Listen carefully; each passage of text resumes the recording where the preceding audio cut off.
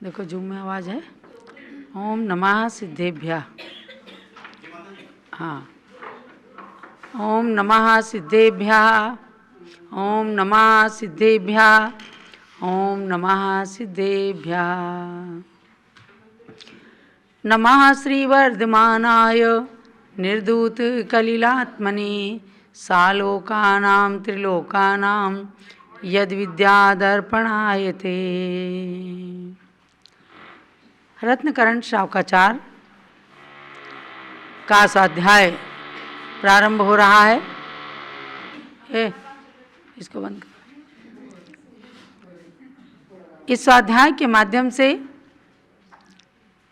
आप सभी श्रावक श्राविकाएं सम्यक दर्शन की महिमा, सम्यक दर्शन के 8 अंगों के बारे में, आत्मा की विशुद्धि आदि के लक्ष्य को लेकर के जो ज्ञान प्राप्त हो रहा है वो वर्तमान में पंचम काल के अंदर भी सुलभ है और आप सब भी सम्यक दर्शन को प्राप्त कर सकते हैं, इस बात की जानकारी हुई है। हमने 30 श्लोकों के माध्यम से आपको बताया कि 8 अंगों से सहित, 3 मूढ़ता से रहित और 8 प्रकार के मद यानी अहंकार से रहित होकर के आत्मा में जब स्वाभाविक विनयवृत्ति प्राप्त होती है तो सम्यक दर्शन में शुद्धता आ जाती है। अब 31वें श्लोक की ओर ले चलती हूँ आपको। दर्शनम ज्ञान चारित्रात् साधिमानमुपास्नुते दर्शनम कर्णधारम तन् मोक्ष मार्गे प्रचक्षते। दर्शन यही ज्ञान चरितपेक्षा साधित करना चाहिए सबको। केवटिया है भव सागर से यह मोक्ष मार्ग में जाने को।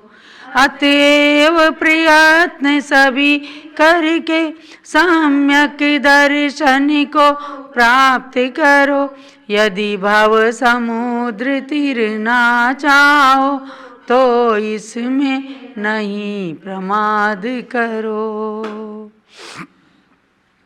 आचार्य श्री समंतभद्र स्वामी सम्यक दर्शन की महिमा को बतलाते हुए कह रहे हैं कि दर्शनम, सम्यक दर्शन, चूंकि प्रकरण सम्यक दर्शन का ही है। दृश्य धातु देखने के अर्थ में है और आत्मदृष्टि जो सम्यक दृष्टि होती है वह सम्यक दर्शन कहलाता है। एक तो चक्षु से भी देखना है और एक 7 कर्म प्रकृतियों के उपशम से आत्मा के द्वारा जो तत्व और पदार्थों का जानना और देखना होता है वह सम्यक दर्शन कहलाता है। इसलिए कहा कि जिस कारण से, मतलब प्रश्न ये हुआ कि सम्यक दर्शन को इतना महान क्यों बताया गया, तो आचार्य देव कहते हैं कि जिस कारण सम्यक दर्शन चारित्रात्, ज्ञान चारित्रात् साधिमानम उपासनुते, जिस कारण सम्यक दर्शन ज्ञान और चारित्र की अपेक्षा भी श्रेष्ठता या उत्कृष्टता को प्राप्त होता है। तद्दर्शनम, उस कारण से वह सम्यक दर्शन मोक्ष मार्ग में, मोक्ष मार्गे कर्णधारम प्रचक्षते। बहुत ही महत्वपूर्ण बात है कि ज्ञान और चारित्र से भी ज़्यादा सम्यक दर्शन की प्रधानता क्यों है? क्योंकि मोक्ष मार्ग के विषय में सम्यक दर्शन को कर्णधार माना गया है, खेवटिया माना गया है। तो इस बात को जानना है कि जिस प्रकार से समुद्र के उस पार जाने के लिए मनुष्य को नाव की आवश्यकता होती है और नाव भी मल्लाह के, खेवटिया के अधीन होती है। वो चाहे डुबा दे चाहे पार लगा दे। तो खेवटिया के अधीन नाव होती है जो कि नदी या समुद्र से उस पार ले जाती है। उसी प्रकार से संसार एक बहुत बड़ा समुद्र है। उसको पार करने के लिए सम्यक दर्शन रूपी खेवटिया, कर्णधार या नाविक मोक्ष मार्ग के नाव के खेवटिया बन करके और कर्णधार बन करके ज्ञान और चारित्र की महिमा को भी द्विगुणित कर देता है। ज्ञान और चारित्र सबके पास हैं, दर्शन ज्ञान चारित्र सबके पास हैं। इन्हें देखना, जानना, आचरण करना, ये सुबह से शाम तक हर व्यक्ति करता है, पशु भी करता है। लेकिन वह ज्ञान और चारित्र जो है जब सम्यक दर्शन के साथ हो जाता है तो सम्यक ज्ञान और सम्यक चारित्र बन जाता है। इसलिए ज्ञान और चारित्र के सम्यक रूप बनने में सम्यक दर्शन का सबसे बड़ा महत्व कहा है। सम्यक दर्शन की भूमिका महान है। ज्ञान और चारित्र में जो भी श्रेष्ठता का व्यवहार होता है उसको आप सम्यक दर्शन की ही प्रमुखता से जानो। यानी सम्यक दर्शन के होने पर ही ज्ञान और चारित्र सम्यक ज्ञान और सम्यक चारित्र रूप बनते हैं। उनके उस सम्यक दर्शन के बिना जीव अज्ञानी कहलाता है, मिथ्या दृष्टि कहलाता है। किताबी ज्ञान हो सकता है लेकिन मिथ्यात्व के कारण ये जीव 11 अंग तक की जिनवाणी का ज्ञान प्राप्त कर सकता है। 9 ग्रेवेयक तक देवता के रूप में जन्म ले सकता है। लेकिन जब सम्यक दर्शन हो जाएगा तभी जाकर के उसका मिथ्यात्व गलित होता है और ज्ञान और चारित्र सभी सम्यक रूप में परिवर्तित हो जाते हैं। इसलिए हमारे गणधर आदि देवों ने, तीर्थंकर भगवान ने, ऋषि मुनि संतों ने सम्यक दर्शन को मोक्ष मार्ग रूपी नाव के कर्णधार, खेवटिया या नाविक की तरह से माना है। तो आपने इस श्लोक के माध्यम से जाना कि सम्यक दर्शन जो है ज्ञान और चारित्र की अपेक्षा भी महान है, क्योंकि दोनों को भी ये महान बनाने वाला है। आगे के श्लोक में चलते हैं। जानना यही है कि हमें सम्यक दर्शन को पवित्र, शुद्ध बनाना चाहिए। विद्यावृत्तस्य संभूति स्थिति वृद्धि फलोदयाः न सन्त्यसति सम्यक्त्वे बीजाभावेतरोरिव सम्यक् विद्या चारित्रिकी उत्पत्ति स्थिति और वृद्धि फल का होना नहीं हो सकता जब तक नहीं हो सम्यक दृष्टि। जिस तरह बीज नहीं होवे तो तरु की उत्पत्ति स्थिति वृद्धि फल लगना कैसे हो सकते वैसे ही समकित बिन सिद्धि। तो सम्यक ज्ञान और सम्यक चारित्र की उत्पत्ति, वृद्धि, स्थिति और फल तभी हो सकता है जब सम्यक दर्शन है। जैसे बीज के बिना वृक्ष की उत्पत्ति हो ही नहीं सकती, और जब उत्पत्ति नहीं होगी तो उसकी स्थिति क्या रहेगी, वो बढ़ेगा कैसे और उसमें फल कैसे आएंगे, अर्थात कुछ भी नहीं हो सकता। तो बीज के अभाव में जैसे वृक्ष की उत्पत्ति, स्थिति, वृद्धि और फल देना आदि सब कुछ असंभव है, ऐसे ही सम्यक दर्शन के बिना सम्यक ज्ञान और सम्यक चारित्र की उत्पत्ति, स्थिति, वृद्धि या फल देना आदि कुछ भी नहीं हो सकता। इसलिए उदाहरण दे दिया कि बीजा भावे तरोरिव, बीज के अभाव में वृक्ष की तरह से, यानी बीज के अभाव में वृक्ष नहीं हो सकता, ऐसे सम्यक दर्शन बीज है। समझे ना? सम्यक दर्शन क्या है? मानव जीवन में मोक्ष की प्राप्ति के लिए बीज है, या मोक्ष मार्गी बनने के लिए मूल है, बीज है। जैसे जड़ के बिना वृक्ष नहीं टिक सकता है पृथ्वी पर, नहीं नींव के बिना बना सकता कोई मंजिल सुंदर, वैसे ही बिन धर्म के नर मानव नहीं बन सकता है, या श्रावक नहीं बन सकता है। यदि धारण कर ले तो नर क्या नारायण बन सकता है। नारायण से मतलब भगवान बनना, धर्म से मतलब सम्यक दर्शन, अर्थात उत्तम सुख में पहुंचाने वाला जो धर्म है वह सम्यक दर्शन के नाम से ही जाना जाता है। तो जैसे जड़ के बिना वृक्ष नहीं टिक सकता, नींव के बिना मकान नहीं टिक सकता, उसी प्रकार से सम्यक दर्शन के बिना ज्ञान और चारित्र टिक नहीं सकते। और जब ज्ञान चारित्र नहीं होंगे, सम्यक ज्ञान सम्यक चारित्र नहीं होगा, तो तीनों की एकता नहीं हो सकती, और तीनों की एकता के बिना मोक्ष मार्ग प्रवृत्त नहीं हो सकता। इसलिए एक किंवदंती कहानी सुनी जाती है कि एक श्रावक ने अपने घर के सामने दर्शन ज्ञान चारित्राणि मोक्ष मार्गा लिखा, और उधर से एक दिगंबर जैन संत आ रहे थे। उन्होंने ध्यान से उस सूत्र को पढ़ा, दर्शन ज्ञान चारित्राणि मोक्ष मार्गा। अब उन्होंने अपने विवेक से उसके आगे लगा दिया सम्यक शब्द, यानी सम्यक दर्शन ज्ञान चारित्राणि मोक्ष मार्गा। अर्थात उन्होंने सोचा कि दर्शन ज्ञान चारित्र तो सबके पास है, लेकिन मोक्ष मार्ग सबके अंदर नहीं होता।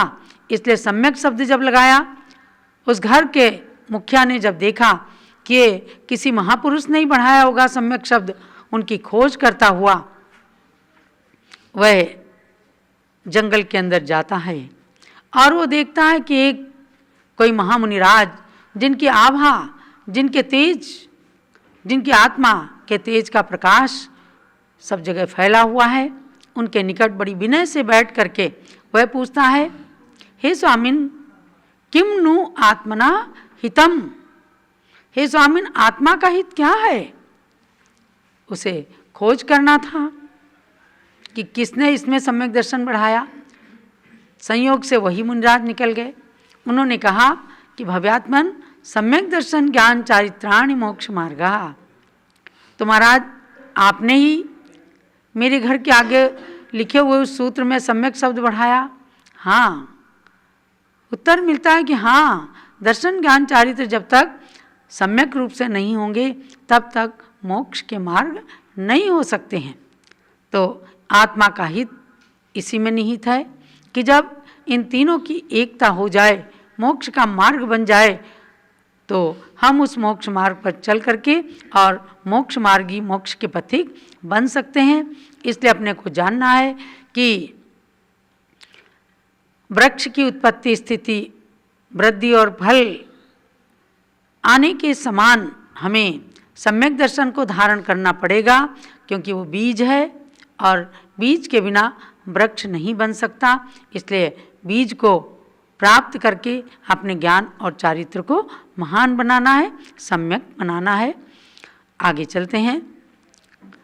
गृहस्थो मोक्ष मार्गस्थो, गृहस्थो मोक्ष मार्गस्थो, निर्मोहो नैव मोहवान, निर्मोहो नैव मोहवान, अनगारो ग्रही श्रेयान्, अनगारो ग्रही श्रेयान्, निर्मोहो मोहिनो मुनेः, निर्मोहो मोहिनो मुनेः। यदि मोह रहित है सदगृहस्थ वह मोक्ष मार्ग में सुस्थित है। यदि मुनि होकर भी मोह सहित नहीं शिव पथ में वह स्थित है। इस कारण मिथ्यात्वी मुनि से वह श्रावक ही श्रेयस्कर है। जो मिथ्या दर्शन से विरहित वह सम्यक निज हित कर है। इस गाथा को बहुत ही बारीकी से जानना है, क्योंकि कभी कभी मुनि निंदक लोग, एकांत पक्ष को ग्रहण करने वाले निश्चयाभासी लोग इस श्लोक के अर्थ का अनर्थ भी कर देते हैं कि मुनि से अच्छे श्रावक हैं। पर अपेक्षा देखिए कि गृहस्थो मोक्ष मार्गस्थो निर्मोहो नैव मोहवान अनगारः, कि वह गृहस्थ कौन, जो मोह से रहित है। यहाँ मोह से मतलब मिथ्यात्व, माया, मिथ्या निदान, इन 3 प्रकार की शल्य से रहित है और मिथ्यात्व परिणामों से रहित है, माने उनसे दूर रहने वाला है, वह गृहस्थ मोक्ष मार्गी है। मोक्ष मार्गस्था मोक्ष मार्गी है। नैव मोहवान अनगारः, मोह से सहित जो मिथ्यात्वी है, अर्थात गृहस्थ जो मिथ्यात्व को छोड़ चुका है, सम्यक दृष्टि है, तो वो अच्छा है क्योंकि वो मोक्ष मार्ग में स्थित है।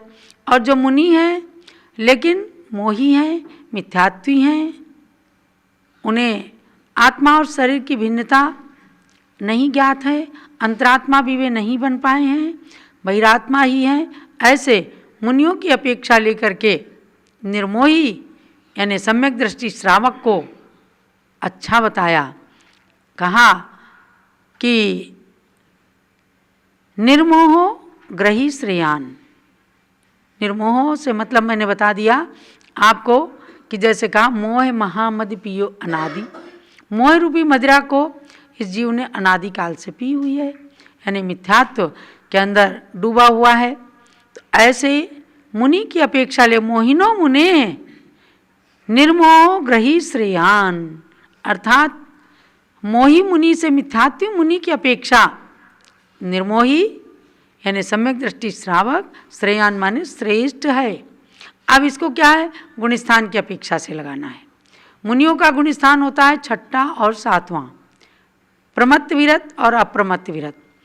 जिस गुणस्थान को प्राप्त करने के लिए उन्होंने जैनेश्वरी दीक्षा धारण की है, उस गुणस्थान से यदि च्युत होकर के वे मिथ्यात्व में आ गए तो वे नहीं ठीक हैं। और जो श्रावक अनंतानुबंधी क्रोध मान माया लोभ मिथ्यात्व और सम्यक प्रकृति, इन दर्शन मोहनी की 7 प्रकृतियों का उपशम क्षय या क्षयोपशम करके सम्यक दृष्टि बन गया, वह चतुर्थ गुण स्थानवर्ती है। तो 6वां गुण स्थानवर्ती 7वां गुण स्थानवर्ती यदि पहले में आ गया तो उसकी अपेक्षा चौथे गुण स्थान वाला श्रेष्ठ हुआ कि नहीं हुआ। तो वह उस श्रावक की अपेक्षा से आपको ये जानना है, वरना अगर केवल मुनि की निंदा ही करना है तो आप श्रावक ही नहीं बन सकते, क्योंकि सम्यक दर्शन और मुनि निंदा, गुरु निंदा, इन दोनों का परस्पर में विरोध है।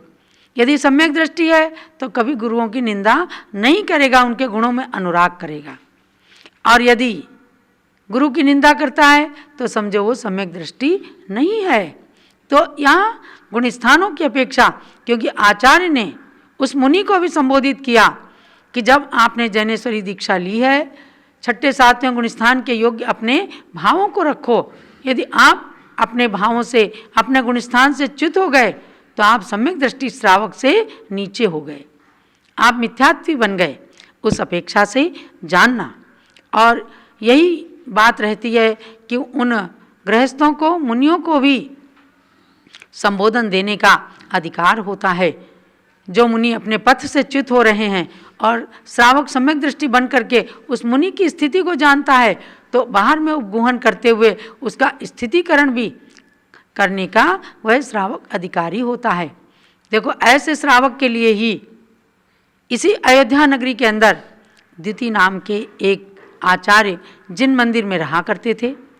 ये जैन रामायण की सच्ची कहानी है कि जब रामचंद्र जी वन के लिए चले गए तो दशरथ पुत्र भरत बहुत ही परेशान हुए, बड़े दुखी हुए, और वे किसी तरह से भी अयोध्या का राज्य नहीं लेना चाहते थे, नहीं राज्य करना चाहते थे। तब जब राम जी चले गए बहुत को संबोधित करके, तो भरत एकदम पहले मंदिर में पहुंचते हैं और महाराज के सामने अपने दुख को प्रकट करते हैं कि हे महाराज जी, मुझे नियम दे दीजिए कि जिस दिन मेरे भाई राम अयोध्या के अंदर प्रवेश कर जाएंगे मैं राज्य को छोड़ करके और संत बन जाऊंगा। तब आचार्य दिति महाराज ने कहा, हे भरत, जब आप मुनि बनना श्रेष्ठ है, मुनि बन जाना, लेकिन गृहस्थ में रह करके भी आप धर्मपूर्वक राज्य का संचालन करें तो उस समय गृहस्थ धर्म भी मुनि धर्म का लघु भ्राता बन जाता है। ये नोट करके रखना, जैन रामायण की पंक्ति हैं कि सद्गृहस्थ अपने सठ कर्तव्यों का पालन करता हुआ जब संसार में रहता है तो मुनि धर्म के छोटे भाई के रूप में अपने कर्तव्य का पालन करता है। इसीलिए गृहस्थ धर्म और मुनि धर्म दोनों को मोक्ष मार्गी कहा है। गृहस्थ और साधु दोनों मोक्ष मार्गी हैं। जैसे एक गाड़ी के दो पहिए होते हैं, गाड़ी चलने के लिए पटरी दो होती हैं, एक पटरी का बैलेंस बिगड़ जाए तो गाड़ी का एक्सीडेंट हो जाता है। एक नदी के दो तट हैं, ऐसे गृहस्थ और मुनि दोनों मोक्ष मार्ग रूपी नदी के तट हैं। एक डोरी के दो सिरे हैं, एक के बिना दूसरा पंगु है।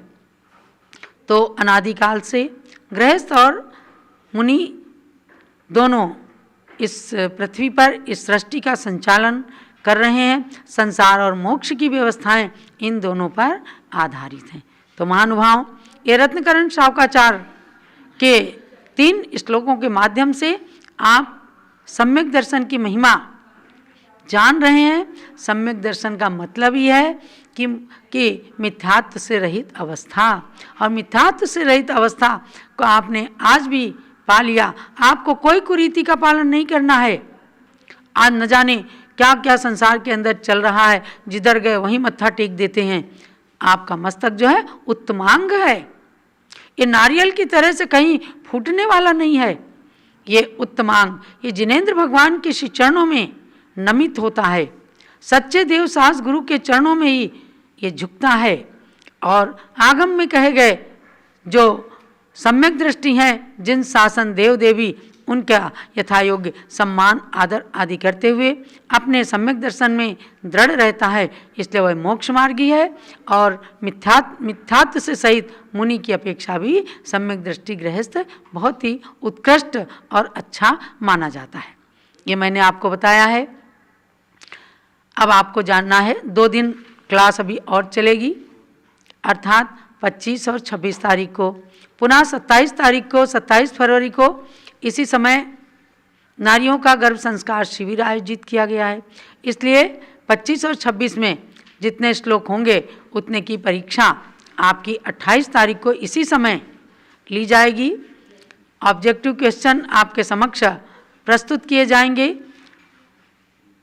जूम चैनल के माध्यम से, और उसमें सम्मिलित होकर के आप लोग परीक्षा देना और अपने श्रावक श्राविकाओं के आचरण को शुद्ध रखते हुए अपने संसार को कम करने का प्रयत्न करना।